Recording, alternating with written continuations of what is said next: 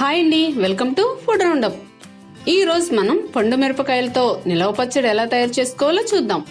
ఈ పచ్చడి పేరు వింటేనే దీని రుచి తెలిసిన వాళ్లకు నోట్లో నీళ్లూరుతాయి. ఈ పండు మిరపకాయలు అన్ని కాలాల్లోనూ దొరకవు. దొరికినప్పుడే బాగా పండి కొంచెం ఘాటుగా ఉన్న కాయలను తీసుకుని సంవత్సరానికి సరిపడా నిలవ పచ్చడి చేసుకుంటే బాగుంటుంది. ఈ వీడియో చూడడానికి ముందు ఫ్రెండ్స్, ఇంతవరకు మన ఛానల్ ఎవరైనా సబ్స్క్రైబ్ చేసుకోకపోతే వెంటనే సబ్స్క్రైబ్ చేసుకోండి. అలాగే పక్కనున్న బెల్ ఐకాన్ మీద క్లిక్ చేసి ఆల్ ని ఓకే చేయండి. ఈ పచ్చడి తయారీ కోసం మనం 1/2 కిలో పండు మిరపకాయలు తీసుకుందాం. వీటిని నీటిలో వేసుకుని శుభ్రంగా కడుక్కోవాలి. బాగా కడుక్కున్నాక వీటిని బయటకు తీసేసుకుందాం. జల్లిల్లో వేసుకోవడం వల్ల నీళ్లు కిందకి దిగిపోతాయి.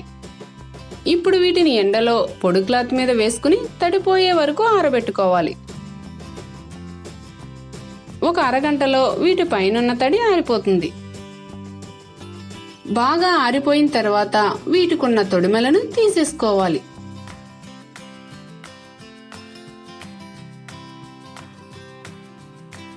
తరువాత ఈ పండు మిరపకాయలను ముక్కలుగా కట్ చేసుకుని మిక్సీ జార్లో వేసుకోవాలి.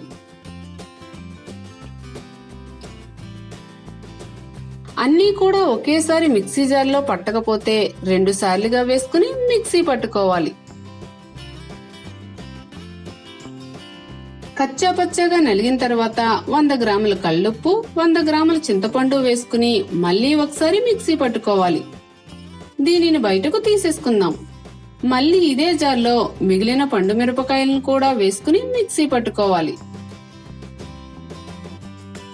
ఇప్పుడు దీనిని బాగా కలుపుకోవాలి. 1 కేజీ పండు మిరపకాయలకు 1/2 కేజీ చింతపండు, 1/2 కేజీ ఉప్పు కొలతలుగా తీసుకుంటే సమానంగా సరిపోతుంది. ఇప్పుడు ఈ డబ్బాపై మూత పెట్టుకుని ఈ పచ్చడిని 3 రోజుల పాటు ఊరనివ్వాలి. 3 రోజులు గడిచిన తర్వాత మూత తీసి పచ్చడిని మళ్లీ ఒకసారి కలుపుకోవాలి. ఇప్పుడు ఈ పచ్చడిలో ఆవపిండి కోసం స్టవ్ మీద కడాయిలో 2 స్పూన్ల ఆవాలు, 1 స్పూన్ మెంతులు వేసుకుని దోరగా వేయించుకోవాలి.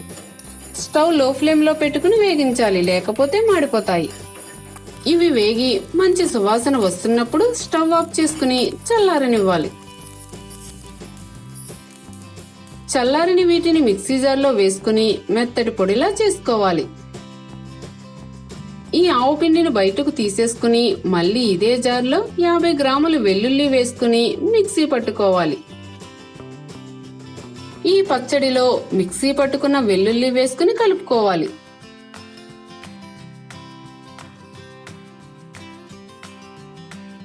అలాగే మిక్సీ పట్టుకున్న ఆవు పిండిని కూడా వేసుకుని మొత్తమంతా కలిసేలా కలుపుకోవాలి.